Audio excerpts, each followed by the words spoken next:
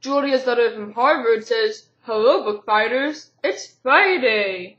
I've been having a really bad week this week, and then yesterday, Harvard sent me this letter saying that they encouraged me to consider the opportunities available at Harvard. It's like a cute guy that was always out of my league asked me, "Hey, do you want to apply to my date to prom?" So, on to real business. I read both The Hunger Games and Treasure Island. I showed that wrong, didn't I? Okay. Well, I read The Hunger Games first because I knew I was supposed to be reading Treasure Island, but everybody else was talking about how amazing it was. So I figured I'd take a little while off and just start it and read a little bit of it. But I started reading it on Saturday night and I finished by Sunday afternoon. It was absolutely amazing. I really couldn't describe. This is my cat Sally, who always picks the wrong time to decide she loves me. So I can't even describe how amazing this book was. But something I was thinking about the whole time when I was reading it was, what would I have done? And I came to the conclusion that I'd kind of be like Lou, somebody who was strong and smart until she was not strong and smart enough to survive and she died. Tell me what you guys thought when you were reading it. Like, were you wondering about yourself in this, or am I the only narcissist in this group? And my official book for the week was Treasure Island. And it was a very beautiful book. Like, not inside of the book, because I had a really hard time finishing this book. By Thursday morning, I had read about 10 pages of it. Because it was a decent book, I guess. The action it had, no. It was not an enjoyable book, I don't think.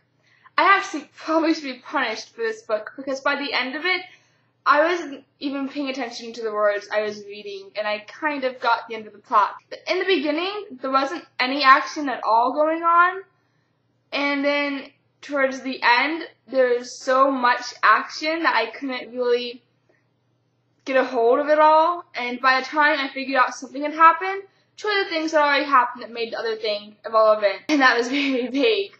But I know at some point, I think he made like a truce with his enemy, and then all of a sudden they were enemies again, and I wasn't sure if it was a truce to begin with, but it was very confusing toward the end. And even that wouldn't have been so bad. I usually would have reread those parts, but I just didn't connect with the book, I guess. I mean, the characters were just, they were just characters, and that was the problem with it, because in a good book, a character is a person. It's somebody who's like, it's flesh and blood in front of you when you're reading the book, but not flesh and blood, flesh and blood within the paper. But it should feel real, and it just didn't feel real. The main character, Jim, just felt more like a narrator, and most of the story was, I think, driven by things he did. I can't say anything else about this book, you guys. I just didn't like it at all. I did finish it, though. I finished it in my study hall, and I read all of it then.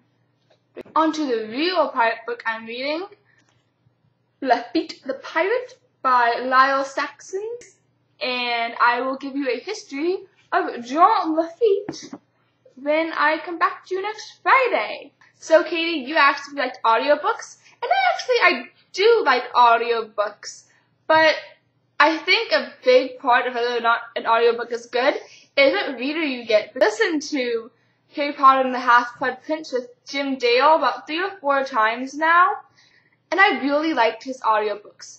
Maybe it was because I just really liked the books, but I liked the voices he did, especially the voice for Luna, because I never imagined her with a soft voice, and I probably should have, because that was a big part of the character. But the first time I heard it with like a really soft, wispy voice, it was when Jim Dale was reading it. And I liked it. I liked Jim Dale a lot. I've also listened to Abraham Lincoln Vampire Hunter on a road trip to Rhode Island last April. And I really enjoyed that audiobook too. My mom is a big fan of audiobooks. She listens to them all the time when she's in the car. And oh my god, those audiobooks! There's like these old women reading romance scenes, and it's like your grandma talking to you about stuff, and that was bad.